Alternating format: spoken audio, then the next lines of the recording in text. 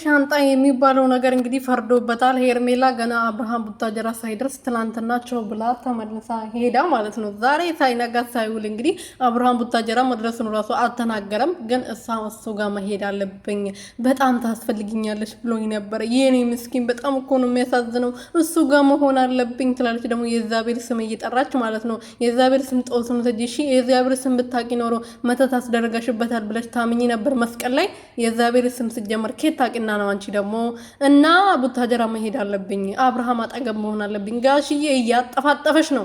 እግርሽን ቆራርጦ ነው ወደ አዲስ አበባ ምልክሽ። አርፈሽ ብትቀመጭ ይሻልሻል። አብርሽ በሩቲ ድርድር አቅሜን እንድታገኝ እንፈልጋለን። ጭራሽ ደግሞ ቀጠለሽ። ምን አይነት አይን አውጣነሽ?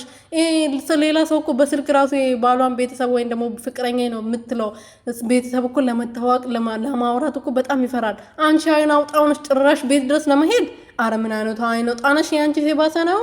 ሰላም ሰላም ቤተሰቦች እንዴት ናችሁልኝ? እኔ በጣም ደህና ነኝ፣ እግዚአብሔር ይመስገን። በያላችሁበት ሰላማችሁ በዚህ ተረፍረፍ ይበልልኝ። ሄርሜላ አገር ቡታጀራ መሄድ አለብኝ፣ አብርሽ እያጠገብ መሆን አለብኝ፣ እኔን ያስፈልገዋለሁ ብላ እንግዲህ እሪ አገር እያዘልኝ ይለቀቅልኝ ብላለች።